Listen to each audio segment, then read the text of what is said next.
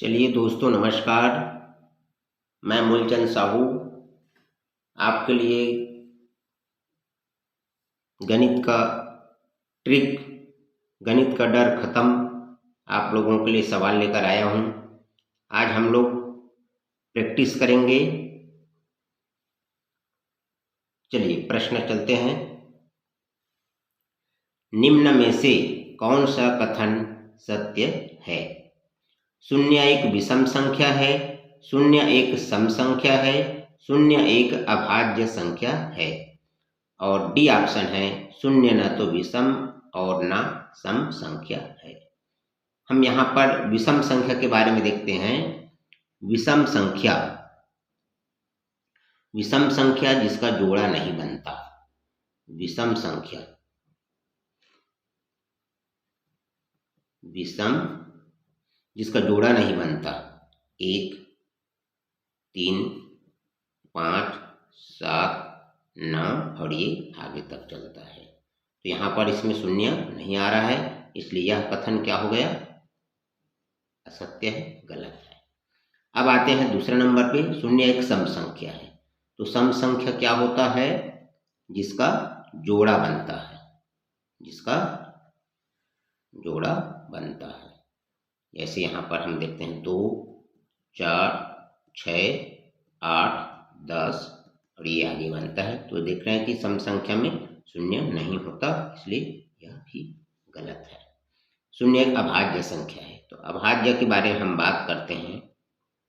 अभाज्य संख्या वह होती है जिसका केवल और केवल 2 गुणनखंड होते हैं। एक स्वयं होता है और एक होता है। तो यहाँ पर 2 होता है, 3 होता है, 5, 7, 11 और इस प्रकार से है। तो यहाँ पर भी शून्य नहीं आ रहा है, अतः डी ये ऑप्शन भी गलत है। तो ऑप्शन नंबर डी, शून्य न तो विषम है और न ही सम संख्या है। ठीक है दोस्तों, ऑप्शन नंबर डी। ठीक है दोस्तों, चलिए दूसरा सवाल। बड़ी से बड़ी और छोटी से छोटी 5 अंकों की संख्याएं जो 0, 3, 6, 7 तथा 9 से बनती है, जब कोई अंक पुनः नहीं आए का अंतर। मतलब यहाँ पर ये जो शून्य दिया गया संख्या है, 0 है, 3 है, 6 है, 7 है, 9, इन 5 से बड़ी संख्या बनाना है। तो बड़ी संख्या बनाने के लिए सबसे बड़ी संख्या को पहले हम लिखेंगे। यहाँ पर हो जाएगा 9, उसके बाद आ जाएगा 7, उसके बाद आ जाएगा 6 और उसके बाद आ जाएगा 3 और उसके बाद आ जाएगा 0। ये बड़ी संख्या बन गई। अब छोटी से छोटी संख्या बनाने के लिए उलट क्रम में लिखते हैं। अब चूंकि यहाँ पर 0 है तो इसके ठीक बाद वाले संख्या को हम पहले लिखेंगे और उसके बाद जो बच गया है वो संख्या को पूरा क्रम से लिखेंगे। तो यहाँ पर अब 0 है और उसके बाद ये 3 को लिख चुके हैं। अब आ जाएगा 6 और अब आ जाएगा 7 और ये 9। ये बड़ी संख्या है और ये छोटी, सबसे छोटी। ठीक है दोस्तों, अब यहाँ पर प्रश्न में अंतर पूछा हुआ है, का अंतर। तो यहाँ पर 0 है, हासिल लाएंगे तो 10 हो जाएगा। 10 में 9 गया तो 1 यहाँ पर बचेगा। ये 2 है, यहाँ से अब 7 बड़ी संख्या है, यहाँ से हासिल लाएंगे तो ये हो जाएगा 12। 12 में यदि हम 7 घटाएंगे तो बचेगा यहाँ पर 5। यहाँ पर 5 है, 6 बड़ी संख्या है, यहाँ से यदि हम लाएंगे तो यहाँ पर हो जाएगा 6 और यहाँ पर हो जाएगा 15। 15 में 6 गया तो यहाँ पर हो जाएगा 9 और यहाँ 6 है, 6 में 0 गया, ये हो जाएगा 6 और 9 में 3 गया 6। तो यहाँ पर हो जाएगा 66,951। ये ऑप्शन नंबर सी पे दिया गया है। ठीक है दोस्तों, यहाँ पर एक बात ध्यान से समझना है। बड़ी से बड़ी संख्या यदि बनाना है दिए गए संख्याओं से, तो सबसे बड़ी संख्या को लिखते हैं और बाकी की जो संख्या होती है उसको घटते क्रम में लिख देते हैं। और ये सबसे छोटी संख्या यदि बनाना है तो संख्या को उल्टा लिखते हैं। बड़ी संख्या जो बनी हुई है उसको उल्टा करते हैं। यदि शुरू में 0 हो तो उसके ठीक बाद वाले संख्या को पहले लिखते हैं, उसके बाद बाकी संख्याओं को पूरा क्रम से लिख देते हैं शेष को। 0 यहाँ पर 3 शून्य है, तो शून्य को नहीं लिख करके हमको 3 को लिखना है, और उसके बाद फिर ये 3 को छोड़कर 0 और उसके बाद 6 और उसके बाद 7 और उसके बाद ये 9। इस प्रकार से सबसे छोटी संख्या बनेगी और इसमें अंतर पूछा गया है। ठीक है दोस्तों, चलिए अगला सवाल। संख्या ये दिया गया है में अंक 5 के स्थानीय मूल्यों का योग क्या है। तो यहाँ पर हम इसको 2 प्रकार से कर सकते हैं। सबसे पहले दिया गया है 5 है, तो 5 लिखेंगे यहाँ पर, और उसके बाद 1 2 3 4 5 शून्य है, 1 2 3 4 5 शून्य है। उसके बाद फिर और 5 है, यहाँ पर दहाई के स्थान पर है, और तो दहाई के स्थान पर लिखेंगे 5 और उसके बाद 1 अंक है, तो ये हो जाएगा 0, और इसको जब हम जोड़ेंगे योग कर तो ये 0 हो जाएगा, 5 0 और ये 0 और ये 0 और ये 5, ये हो जाएगा। ये आपको ऑप्शन नंबर देखिए डी में दिख रहा है। हम यहाँ पर सीधा और शॉर्टकट में निकाल सकते हैं, जिसके स्थानीय मान 5 के स्थानीय मान बोल रहा है, और योग की बात यदि करें तो जहाँ पर 5 है उसको हमको लिख देना है, यहाँ 5 है और उसके बाद जहाँ पर 5 नहीं है उसके स्थान पर 0 लिखेंगे, 1 2 3, तो 3 0 लिखेंगे, 1 0 2 0 3 0, उसके बाद पुनः 5 है तो 5 लिखेंगे, और उसके बाद फिर अंक है तो उसके स्थान पर 0 लिखेंगे। तो हम सीधा सीधा डायरेक्ट उत्तर भी ला सकते हैं, जो ऑप्शन नंबर डी पे दिया गया है। ठीक है, यहाँ पर हम योग की बात यदि करें, स्थानीय मान किसी भी अंक का स्थानीय मान करें, तो जहाँ पर स्थानीय मान है उसको हमको सीधा लिख देंगे। 5 है तो यहाँ पर 5 लिखेंगे, उसके बाद फिर 1 2 3 अंक है तो 3 0 लगाएंगे, 1 2 3, और उसके बाद पुनः 5 है तो 5 लिखेंगे, और उसके बाद फिर से अंक है तो उसके अंक के बदले 0 लगा देंगे। तो इस प्रकार से ये 5 के बाद 3 0 है और 5 के बाद 1 0 है, 5 के बाद 3 0 है और 5 के बाद 1 0 है। इस प्रकार से ऑप्शन नंबर डी हो गया। ठीक है दोस्तों, चलिए अगला प्रश्न। प्रथम 100 प्राकृत संख्याओं में 3 और 5 दोनों से विभाजित होने वाली संख्याओं की संख्या है। तो यहाँ पर दिया गया है 3 और 5, तो 3 और 5 का यहाँ पर दिया गया है, तो हम देखते हैं इसका एलसीएम निकालेंगे। तो यहाँ पर 3 और 5 का एलसीएम हो जाएगा 15। अब 15 3 से भी कटता है और 15 5 से भी कटता है, विभाजित होता है। अब यहाँ पर अब दिया गया कितने प्राकृत संख्या दिया हुआ है 100, तो इस 100 को हमको भाग करना है 15 से, 15 छिक्के 90, तो हम यहाँ पर देख रहे हैं ये 10 फल बच गया 10, तो ये 6 बार यहाँ पर 3 और 5 से कटने वाली जो संख्या है वो उसकी संख्या जो होगी वो 6 होगी, जो ऑप्शन नंबर डी में दिया गया है। ठीक है दोस्तों, चलिए अगला सवाल। निम्न में से कौन सी एक संख्या 3 4 5 तथा 6 से विभाज्य है। तो हम यहाँ पर विभाज्यता के जांच के नियम से तुलना करेंगे। 3 से भाग जाने के लिए अंकों का योग जो है 3 से कटना चाहिए। 3 और 6 9 होता है, 3 से भाग जाता है। 6 और 0 को जोड़ते हैं तो 6 होता है, 3 से भाग जाता है। 8 और 0 8 होता है, तो 3 से भाग नहीं जाता है, इसलिए यहाँ जो है आंसर नहीं होगा। और 9 और 0 को जोड़ते हैं तो 9 आता है, जो 3 से भाग जाता है। ठीक है दोस्तों, यहाँ पर हमने इसको चेक कर लिया। अब आता है 4 से भाग करेंगे, तो 4 से भाग करने के लिए 4 निया 36 होता है, और 4 एकम 4 2 बचा, 4 पंचे 20 हुआ, और यहाँ पर 4 दूने 8 1 बचा और 10 हो गया, तो ये नहीं कट रहा है, तो ये भी 4 से भाग नहीं जाता। अब 5 से भाग के लिए, तो यहाँ पर इकाई का अंक 0 या 5 होना चाहिए, जो 36 है। 36 में ये भाग नहीं जाता, तो हम यहाँ पर अब बच गया एक संख्या, तो आगे की और प्रोसेस नहीं करेंगे। ये जो बच गया संख्या है 60 है, वो सभी से भाग जाएगा, जो ऑप्शन नंबर बी पे है। ठीक है दोस्तों, चलिए अगला सवाल। जब ऋण 1 को ऋण 1 से 100 बार गुना किया जाए तो गुणनफल है। हम यहाँ पर कुछ नियम बता रहे हैं। ऋण 1 का गुना ऋण 1 से यदि करते हैं तो 1 का गुना 1 से करेंगे तो 1 हो गया, और ऋण का गुना ऋण से यदि हम कर रहे हैं तो 2 बार हो रहा है, तो यहाँ पर ये धन हो रहा है। ऋण 1 का गुना 3 बार करके देख लेते हैं, तो यहाँ पर हो जाएगा ऋण का गुना ऋण से धन हो गया, और फिर धन का गुना ऋण से करेंगे तो ऋण हो गया, और 1 एकम 1 एकम 1। तो यहाँ पर देख रहे हैं कि ये जब सम संख्या है 2 बार आ रहा है तो ऋण गुना ऋण धन हो जाता है, ऋण गुना ऋण बराबर धन। और यदि विषम संख्या में आ रहा है, विषम में, तो ऋण गुना जो ऋण है वो बराबर ऋण होगा। और चूंकि 1 का गुना 1 से करेंगे 100 बार, तो 1 एकम 1 ही आएगा, और 100 जो है सम संख्या है, इसलिए उसका उत्तर जो है धनात्मक होगा। तो यहाँ पर ये ऑप्शन नंबर 1 आएगा। ठीक है दोस्तों,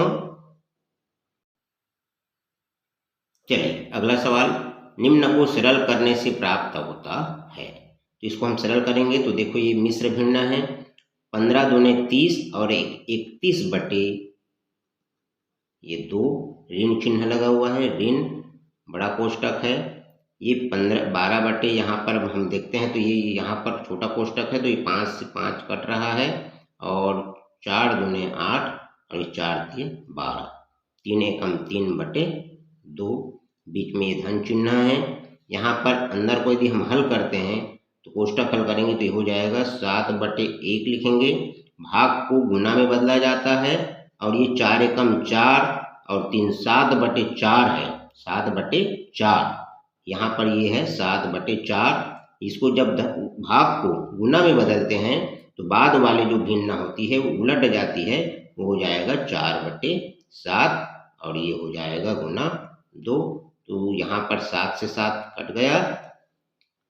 अब यहाँ पर हम देख रहे हैं 31 बटे 2, ऋण चिन्ह है यहाँ पर, और अंदर में है 3 बटे 2 है, धन 4, धन यहाँ पर 4 बटे 1, 3 बटे 2 धन 4 बटे 1, और गुना हो रहा है 2 का। तो यहाँ पर इसका जो एलसीएम है उसका हो जाएगा, यहाँ पर हम लिख देते हैं यहीं पर 2, और 2 से यहाँ पर 3 एकम 3 धन, यहाँ पर 1 है तो 2 से करेंगे भाग तो ये 2 बार जाएगा, और 4 दूने 8।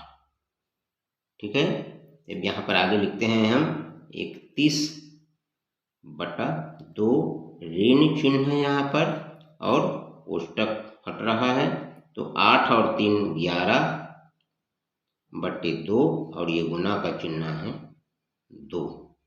तो यहाँ पर चूंकि दोनों में हर अभी समान है, ये हो जाएगा 31 ऋण 11 दूने 22, और पूरे का दोनों का जो बटे 2 सम है, यहाँ पर समान हर है, तो ये हो जाएगा 31, 1 को माने 11, 11 में 2 गया तो 9, और ये 3 में 3 गया तो कट, और बटे 2। ऑप्शन नंबर यहाँ पर 9 बटे 2 जो है सी में दिख रहा है। यहाँ पर कोष्टक को जब हम हल करेंगे तो सबसे पहले छोटा कोष्टक हल होगा, उसके बाद फिर बड़ा कोष्टक हल होता है, और उसके बाद बोडमास का नियम पालन करते हैं, भाग के बाद फिर गुना को, और फिर जोड़ घटाने को करते हैं। ठीक है दोस्तों, निम्न को भिन्न के रूप में सरल करने पर प्राप्त होता है। यहाँ पर 2.75 ऋण 1.25, धन 4.75, ऋण 3.80। यहाँ पर हम धन को जोड़ेंगे पहले और ऋण को जोड़ेंगे और उसके बाद घटा सकते हैं, या और यहाँ पर हम इसको कर लेते हैं, यहाँ पर इसको जोड़ देंगे तो ये 4.75 है, और ये ऋण है तो ऋण को यहाँ पर रख देंगे 1.25। इसको जब जोड़ेंगे तो 5 जोड़ेंगे तो 10 हो गया, और यहाँ पर 1 7 और 7 14, 14 और 1 15 का 5 हासिल 1 2 4 6 और 1 7, और दशमलव के सीधा में दशमलव लगाएंगे, ये हो गया धन। यहाँ पर ऋण है तो उधारी और उधारी को जोड़ते हैं और चिन्ह जो लगता है वो उधारी का होता है। यहाँ पर जोड़ेंगे तो ये हो जाएगा 5, 8 और 2 10 का 0, हासिल 1, 3 4 और ये 5, दशमलव के सीधा में दशमलव। ये जमा है और ये उधारी है। ये क्या है? जमा है 7.50 और ऋण है, उधारी है 5.05। इसमें यहाँ पर हम घटाएंगे तो ये 5.05 यहाँ पर घटाएंगे इसको तो 0 को माने 10, 10 में 5 गया तो 5, हासिल 1, 5 में 1 कम करेंगे तो ये हो जाएगा 4 और 7 में 5 गया तो 2 और ये दशमलव के दशमलव और धन संख्या बड़ी है इसलिए ये हो जाएगा धन। अब यहाँ पर 2.45 आया है, इसको हम दशमलव यदि हटाएंगे तो 245 हो जाएगा बटे दशमलव के बदले में हम लिखेंगे 1 और दशमलव के बाद 2 संख्या है 1 और 2, इसलिए यहाँ पर हम लगाएंगे 2 जीरो लगाएंगे। अब यहाँ पर हम देख रहे हैं 5 से कटेगा, 0 और 5 है तो 5 से 5 दूने 10, 5 0 0, 5 से 5 चौके 20, 4 बच गए यहाँ से और बगल में 5 है 45, 5 से भाग करेंगे 5 निया 45, 49 को 20 से भाग करेंगे, 20 दूने 40 और ये यहाँ पर बच गया हासिल इसका 9। तो यहाँ पर हो जाएगा 2 भागफल है तो 2, शेष फल है 9 ऊपर हो जाएगा और भाजक जो है 20, तो 2 सही 9 बटे 20, 2 सही 9 बटे 20 ऑप्शन नंबर ए पर दिया हुआ है। यहाँ पर बोडमास का नियम लागू होता है, धन को जोड़ते हैं और ऋण को घटाते हैं तो ऋण है, ये उधारी। यदि आप किसी दुकान पे 2 रुपया का सामान खरीदेंगे उधारी करेंगे, पुनः यदि 1 रुपये का उधारी करेंगे तो उधारी और उधारी जुड़ जाता है लेकिन उधारी ही रहता है। तो ऋण को जोड़ करके ऋण रखेंगे और धन को जोड़ेंगे धन और उसके बाद ये ऋण वाले को यहाँ पर घटा देंगे। ठीक है दोस्तों, 150% बराबर है। यहाँ पर 150 प्रतिशत को हम 2 शब्दों में पढ़ सकते हैं, प्रति और प्रति माने होता है बटे, सत माने होता है 100। प्रतिशत को चिन्ह हटाते हैं तो बटे 100 करते हैं। सरल भाषा में प्रति माने बटे और शत माने 100। यहाँ पर 1 0 से 1 0 कट रहा है। अब नीचे यदि 10 100 ऐसे अंक हो तो 1 0 है, 1 के बाद 1 0 है तो 1 अंक के पहले दशमलव लगेगा 1.5, ये ऑप्शन नंबर ए में दिया गया है। ठीक है दोस्तों, चलिए अगला सवाल, दोपहर बाद 3:05 को लिखा जाता है तो लिखा AM और PM, रात 12 बजे से दिन के 12 बजे के पहले AM और दिन के या दोपहर 12 बजे से रात के 12 बजे तक PM लिखा जाता है। तो यहाँ पर हम देख रहे हैं दोपहर के बाद, तो निश्चित रूप से PM लिखा होगा। तो PM लिखा होगा तो क्या दिख रहा है यहाँ पर 3, तो 3 को हम लिखेंगे 3। अब 5 मिनट, क्योंकि मिनट की अधिकतम होती है 2 अंकों की होती है, 60 मिनट तक का होता है, उसके बाद 1 घंटा होता है। तो 60 जो है 2 अंकों की है तो 5 को हम 2 अंकों में लिखेंगे तो 0 पहले आएगा और उसके बाद 5। अभी दोपहर के बाद है तो दोपहर के बाद के लिए हम यहाँ पर देख रहे हैं कि PM लिखा जाता है। तो ये हो जाएगा 305। तो 3 डी नंबर में ऑप्शन में दिया हुआ है। ठीक है दोस्तों, चलिए अगला प्रश्न। एक यात्री गाड़ी जो 80 किलोमीटर प्रति घंटा की चाल से चलती है, रेलवे स्टेशन से एक मालगाड़ी के जाने के 6 घंटे बाद चलती है तथा 4 घंटों में मालगाड़ी से आगे हो जाती है, मालगाड़ी की चाल क्या है? तो यहाँ पर हम देखते हैं, सबसे पहले तो देख रहे हैं ये एक स्टेशन है। यदि यहाँ से एक मालगाड़ी जा रही है, यहाँ पर हो जाएगा मालगाड़ी 6 घंटे तक चली है, 6 घंटे तक चली गई। और ये यहाँ पर अगला है, यहाँ पर हम देख रहे हैं कि ये यहाँ से 6 घंटे तक जा चुकी है। उसके बाद ये यात्री गाड़ी शुरू होती है। ये 4 घंटे में 80 किलोमीटर की स्पीड से, तो यहाँ पर हो जाएगा 80 किलोमीटर यहाँ तक पहुँच रही है। 4 घंटे में 80 किलोमीटर के हिसाब से ये जो पहुँच रही है 8 चौक 32 320 किलोमीटर। और 6 घंटे बाद ये ट्रेन 4 घंटे और चली है, ये भी 4 घंटे चल गया। मालगाड़ी जो है 6 घंटे चल चुकी थी। अब यहाँ से जब ये यहाँ तक पहुँचा था मालगाड़ी और यात्री गाड़ी यहाँ था, यहाँ से 4 घंटे पर ये इससे आगे हुआ, तो ये यहाँ से 4 घंटे चल चुका है। तो कुल ये जो मालगाड़ी है 6 और 4 10 घंटे की दूरी, 10 घंटे का सफर कर चुका है। और कुल कितना यहाँ पर किलोमीटर दूरी तय किया हुआ है? 320। तो चाल बराबर होता है दूरी बटे कुल समय, कुल दूरी बटे समय। तो दूरी यहाँ से यहाँ तक की दूरी जो है ये 320 किलोमीटर है, 320 किलोमीटर बटे समय। यहाँ 6 घंटे चल चुका था और 4 घंटे और चला, तब यहाँ तक पहुँचा है। तो 6 और 4 10 घंटा, 10 घंटा। यहाँ से हम भाग करते हैं तो इसका जो चाल आएगा 32 किलोमीटर प्रति घंटा। ये ऑप्शन नंबर ए में दिया गया है। ठीक है दोस्तों, चलिए अगला सवाल।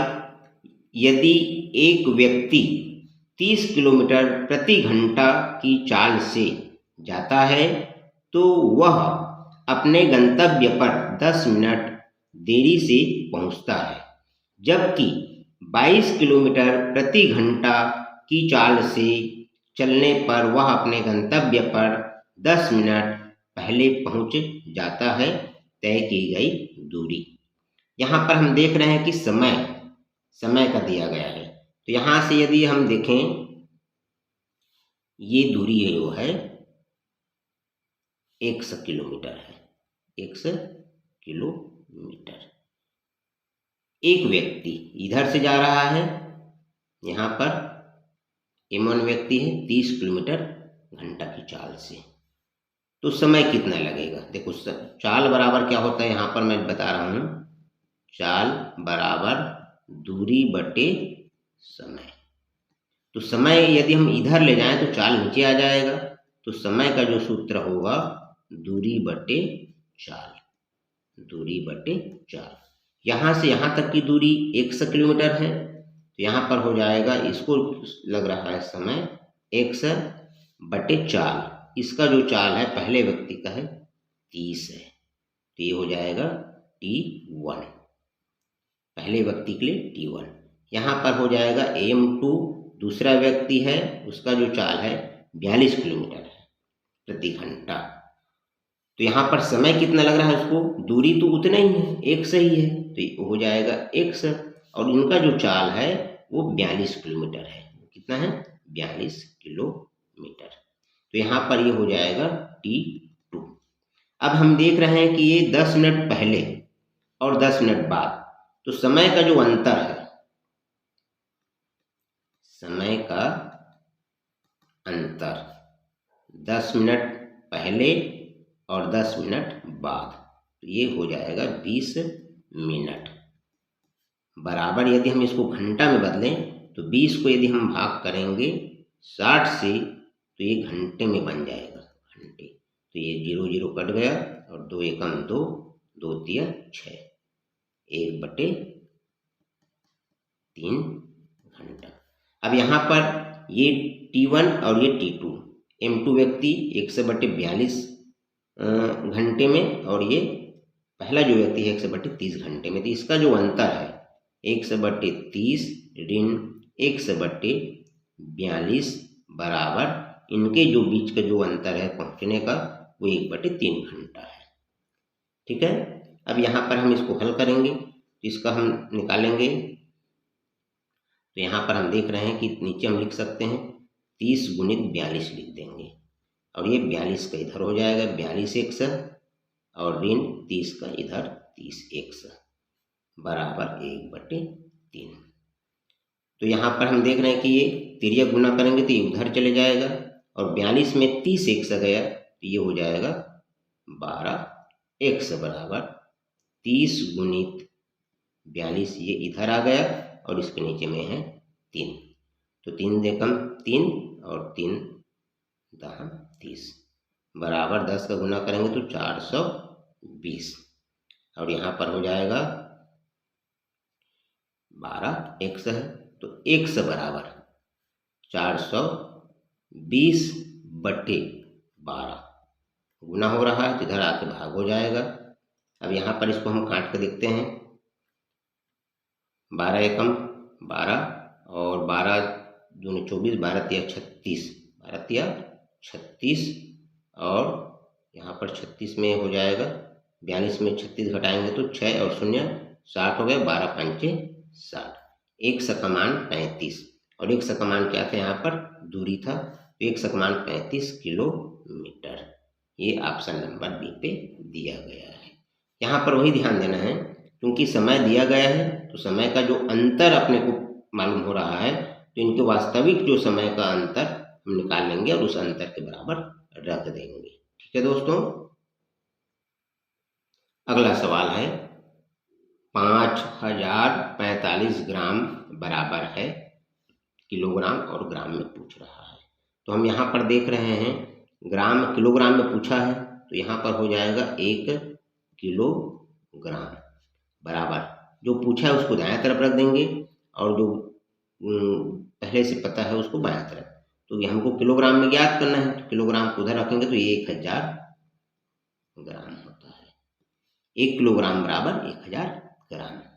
तो यहाँ पर हो जाएगा 1 किलोग्राम इतना है, 1000 ग्राम है, यहाँ पर हो जाएगा तो 1 बराबर 1/1000 और इसका ग्राम का निकालना है इसलिए 5045, तो यहाँ पर हो जाएगा 1/1000 और गुना 5045। तो 3 अंक है, 1 2 3 0 है तो 3 अंक के पहले दशमलव लगेगा 1 2 3, तो यहाँ पर दशमलव लग जाएगा अर्थात 5 किलोग्राम और उसके बाद जो बच्चा है वो ग्राम है 045 ग्राम। 5 किलोग्राम और ये 0 पहले है तो उसका वैल्यू नहीं है तो ये हो जाएगा 45 ग्राम। 5 किलोग्राम और 45 ग्राम, ये ऑप्शन नंबर बी पे दिया गया है। ठीक है, चलिए अगला सवाल 10 सेंटीमीटर भुजा वाले 2 ठोस घनों को साथ साथ रखने पर प्राप्त घनाभ का आयतन क्या है। यहाँ पर हम एक चित्र बना रहे हैं, देखते हैं। यहाँ पर ये हो गया,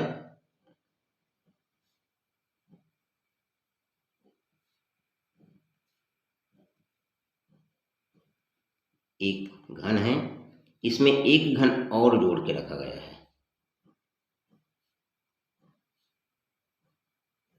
ये तो यहाँ पर 10 सेंटीमीटर भुजा है, यहाँ पर इसका 10 है और ये इसकी जो चौड़ाई है वो 10 है और इसकी जो यहाँ पर लंबाई है वो 10 है। पुनः हमने यहाँ पर फिर रख दिए तो 10, तो अब ये बन गया घन। तो यहाँ पर हम देख रहे हैं कि इसकी लंबाई कितना हो जाएगा 10 और ये 10 20 सेंटीमीटर, और इसकी चौड़ाई कितनी हो जाएगी 10 सेंटीमीटर, और ऊंचाई हो जाएगी 10 सेंटीमीटर। तो घनाभ का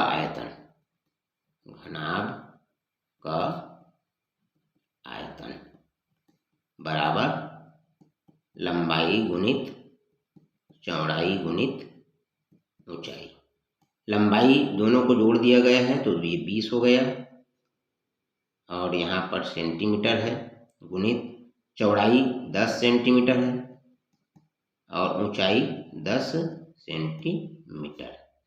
अंकों का गुना अंक से करेंगे तो यहाँ पर देख रहे हैं 1 शून्य है, 2 शून्य है और 3 शून्य है।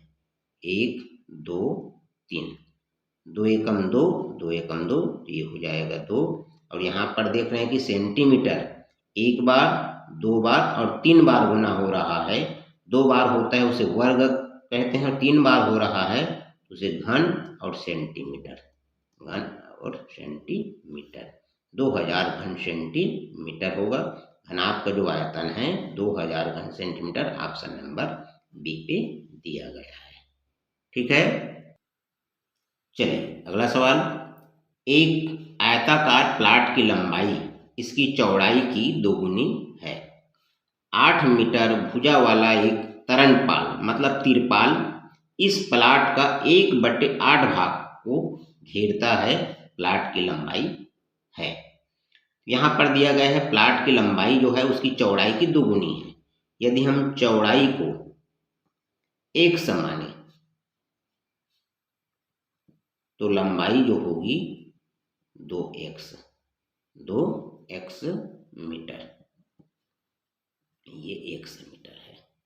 अब यहाँ पर हम देख रहे हैं कि ये तरनपाल तिरपाल है, मतलब क्षेत्रफल की बात हो रही है, तो इसका जो क्षेत्रफल हो जाएगा 1 गुणित 2x, लंबाई गुणित चौड़ाई, बराबर यहाँ पर 8 मीटर भुजा वाला, एक 8 मीटर भुजा वाला जो तिरपाल है तो इसका जो क्षेत्रफल होगा 8 गुना 8 वर्ग का, ये एक भाग को ढक रहा, 8 भाग है, ये जो क्षेत्रफल है वो 8 भाग है, उसमें एक भाग ढक रहा है, तो यहाँ पर इसका जो कितने के बराबर होगा 8 भाग के बराबर इसका क्षेत्रफल होगा, ये 8 भाग, ये एक भाग है, 8 गुणित 8 जो है एक भाग को ढक रहा है, तो ये 8 भाग के बराबर है, तो ये हम देख रहे हैं कि 8 भाग। अब यहाँ पर हम इसका गुना करते हैं तो ये हो जाएगा 1 से गुना 1 से 2 का गुना हो रहा है, तो इधर हम जाएंगे तो 2 का भाग हो जाएगा, 8 गुना जो 8 है बटे हो जाएगा 2, 2 से भाग करेंगे तो 2 एकम 2 और 2 चौक 8 बराबर। अब यहाँ पर हम देख रहे हैं बराबर 4 है, हम 2 बराबर भाग में बांटेंगे, तो यहाँ पर 4 को यदि 2 बार बांटते हैं तो 2 गुना 2 और ये 8 गुना 8, तो यहाँ पर हम इसको ऐसा लिख सकते हैं 2 गुना 8 और गुना 2 गुना 8 और 16 गुना 16, तो यहाँ पर 2 बार हो रहा है, यहाँ पर 2 बार हो रहा है, तो 1 का जो मान है 16 आ गया। अब यहाँ पर पूछ रहा है प्लाट की लंबाई जो है 2x है, x का मान 16 है, तो 2x का मान क्या हो जाएगा 2 गुणित 16 बराबर 16 गुणे 32 मीटर। ये ऑप्शन नंबर बी पे दिया हुआ है। ठीक है दोस्तों, यहाँ पर 2 भाग है, प्रश्न के 2 भाग हैं। पहला जो लंबाई और चौड़ाई जो दिया हुआ है वो 1 भाग हो गया, वो बराबर है 8 मीटर भुजा वाले जो तिरपाल है वो 1 भाग है, जबकि ये किसके कितने के बराबर है 8 भाग के बराबर है, तो 8 का गुना हो जाएगा। ठीक है, चलिए अगला सवाल। एक डिब्बे में 500 अंडे हैं, 3/25 भाग अंडे टूट गए, शेष अंडों का 4/5 भाग बेच दिया गया, शेष अंडों की संख्या है। तो सबसे पहले हम देख रहे हैं कि 500 अंडे थे, कितने थे उनके पास 500 अंडे थे। अब उसमें से टूट गया तो शेष कितना बचा, देखो 25 भाग अंडा है, उसमें से 3 भाग टूट गया, तो कितना भाग सही बचा है उनके पास? 22 भाग। 500 अंडे में 25 भाग अंडा है, तो उसमें से 22 भाग बचा है। ये 22 भाग बच गए हैं, हम सीधा उसी को निकाल लेते हैं। ये बच गए हैं। अब इसमें से कितना बेच दिया गया है? तो यहाँ पर हम देख रहे हैं कि 5 अंडा में से 4 बेच दिया है। 5 में से 4 बेच दिया तो बचा कितना है? 1 बचा। कितने में से? 5 में से। तो ये हो जाएगा 1/5। तो यहाँ पर हम देख रहे हैं कि 25 से कटेंगे, 25 से कम 25, 25 दूने 50 और 25 शून्य 0। 5 एकम 5, 5 चौक 20 और ये 4 दूने 8 और 4 दूने 8, ये 88। 88 ऑप्शन नंबर बी पे दिया गया है। ये शेष अंडों की संख्या जो है 88 आएगा। यहाँ पर हम सीधा डायरेक्ट निकाल सकते हैं कि हम देखिए यहाँ 25 में से 3 अंडे टूटे हैं, तो सबूत जो बचा है 25 में से 3 टूट गए तो 22 बचे, तो ये हमने 22/25 लिखा। अब आगे हम देख रहे हैं कि 4/5 भाग को बेच दिया, 5 में से 4 भाग को बेच दिया तो बचा कितना? 1 भाग। कितने में से? 5 में से, तो 1/5 लिखे हैं। ठीक है, ठीक है दोस्तों। चलिए अगला सवाल, 12 मीटर बाई 10 मीटर के हाल की फर्श को पूरा ढकने के लिए 10 सेंटीमीटर बाई 8 सेंटीमीटर की कितनी आयताकार पट्टियों की आवश्यकता है? हम यहाँ पर देखेंगे हैं, आपने देखा होगा कि जब आपके घरों में पत्थर लगाया जाता है तो एक बड़ा कमरा है 12 मीटर और 10 मीटर के, तो इस कमरे को लिख लेते हैं हम 12 मीटर गुना 10 मीटर। अब यहाँ पर अगला जो दिया गया है, यहाँ पर पत्थरों की संख्या 10 लग सकता है, 12 लग सकता है, 20 लग सकता है। ये संख्या हमको मालूम नहीं है, हम देख लेंगे कि ये संख्या यहाँ पर क्या है, तो मान लेंगे वो संख्या 1 है। अब यहाँ पर जो पत्थर का साइज है वो है 10 सेंटीमीटर बाई 8 सेंटीमीटर का है। अब यहाँ पर ये सेंटीमीटर है, यहाँ भी सेंटीमीटर है, यहाँ ये मीटर है, तो मीटर को जब हम बदलेंगे तो हम देखते हैं कि 1 मीटर बराबर 100 सेंटीमीटर होता है। तो ये मीटर को हम सेंटीमीटर में बदल लेंगे तो ये हो जाएगा 12 मीटर का 1200 मीटर हो जाएगा, सेंटीमीटर हो जाएगा। ये गुणित 10 मीटर है तो 10 100, 1 मीटर का 100, तो 10 मीटर का 10 सेंटीमीटर बराबर, यहाँ पर ये x, ये गुना हो रहा है, पत्थर की संख्या है, ये गुना हो रहा है, तो इधर आके ये जो है ये इधर भाग हो जाएगा।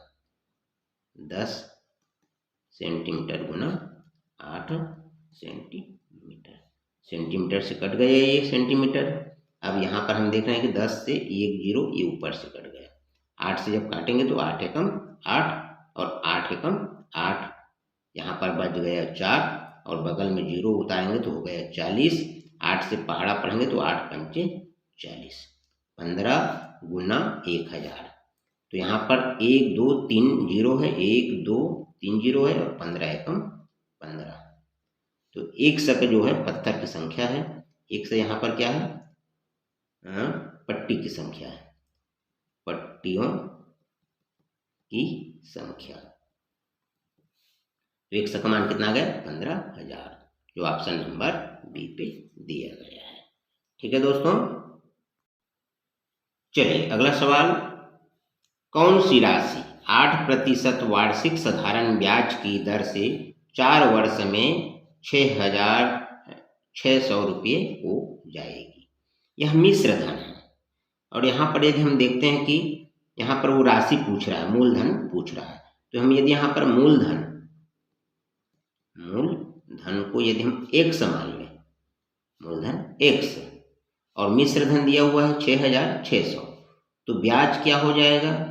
ब्याज मिश्र धन में घटाएंगे मूलधन को, यहाँ पर मिश्र धन है 6,600, तो ब्याज जो होगा मिश्र धन में मूलधन को घटाएंगे तो 6,600 ऋण x, और ये दर दिया हुआ है 8% और समय दिया गया है 4%। तो यहाँ पर आपने देखा होगा मूलधन बराबर सूत्र है मूलधन बराबर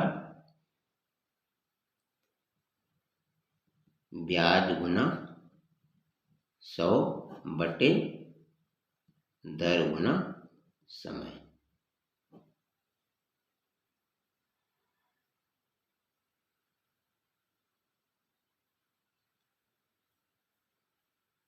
ठीक है दोस्तों, अब मूलधन का मान कितना है? 100 है, बराबर ब्याज का मान है 6600 ऋण x और गुना ये है 100 बटे दर का मान कितना है? यहाँ पर दर है 8 और समय है 4।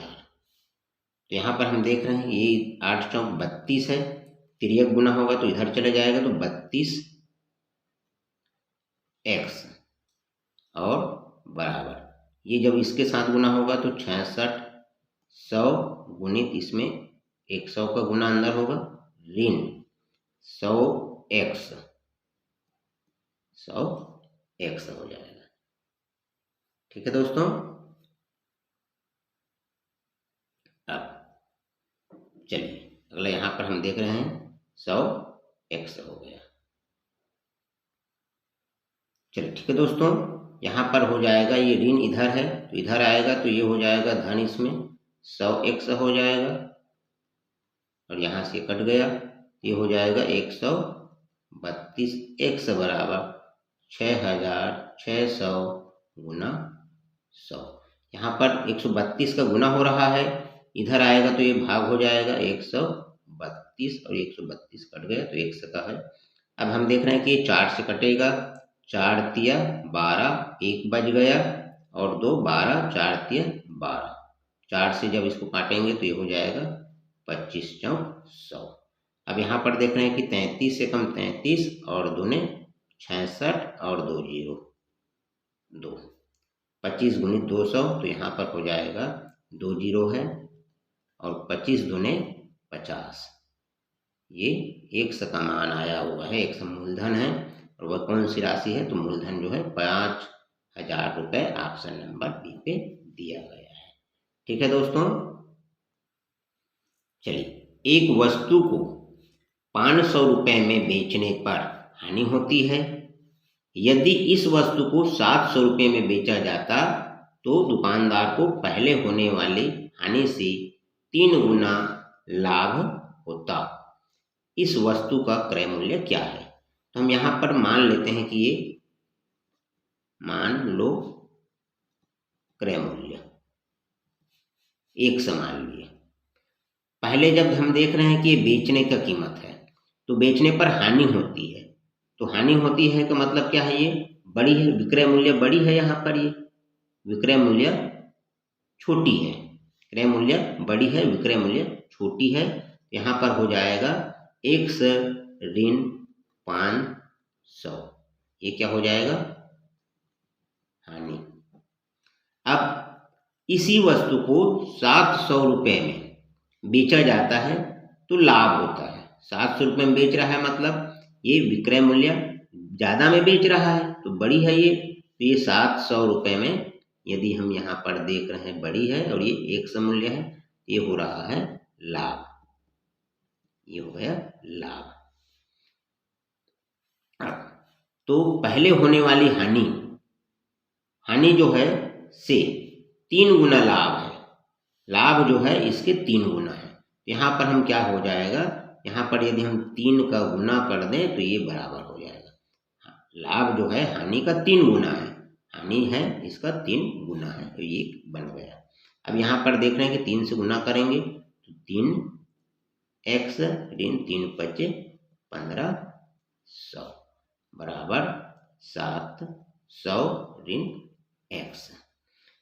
ये ऋण x है, इधर पक्षांतर करेंगे तो ये हो जाएगा धन x है, कट गया यहाँ से, ऋण 1500 है उधर जाएगा तो धन हो जाएगा 1500, इसको जोड़ देंगे तो ये हो जाएगा 4x बराबर 0 हो जाएगा, यहाँ पर 7 5 12 का 2 और 2 और 1 3, 2 और 1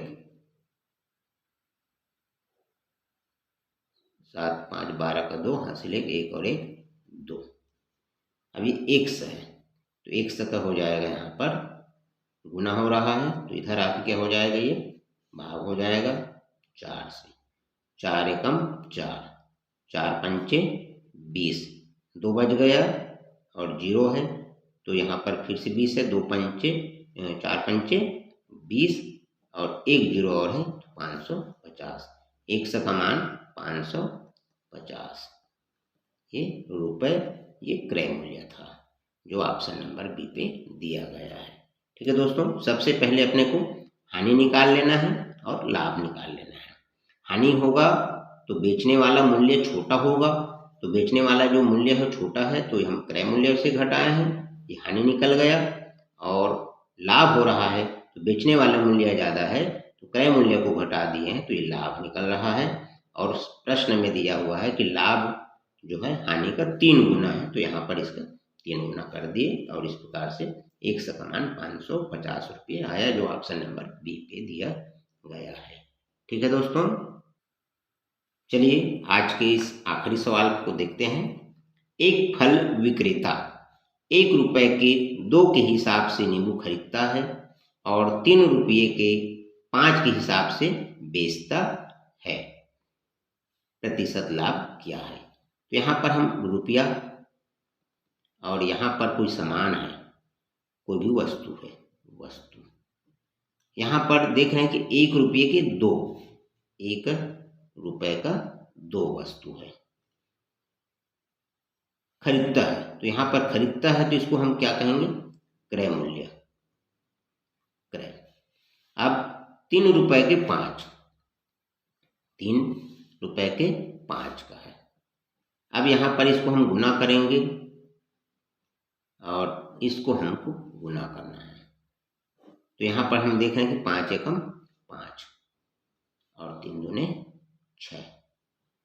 ये जो गोल घेरा लगा है उसके साथ जो गुना हो रहा है ये हो जाएगा क्रय है और ये हो जाएगा विक्रय, बेच रहा है। तो यहाँ पर हम देख रहे हैं कि 5 रुपया में खरीदा है, 6 रुपया में बेचा है तो यहाँ पर हम देखते हैं कि लाभ, लाभ हो जाएगा 1 रुपए।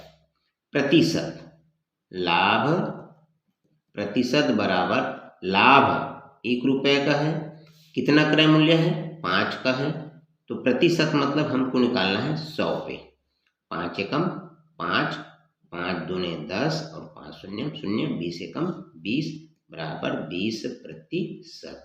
तो लाभ प्रतिशत हो जाएगा, इसका ऑप्शन नंबर डी पे दिया गया है जो ऑप्शन नंबर डी पे है।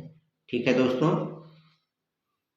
मेरा चैनल पे यदि आप नए हैं तो कृपया सब्सक्राइब कीजिए, लाइक और शेयर का बटन जरूर दबाइएगा ताकि आपको आने वाला वीडियो ऐसे ही मिलता है।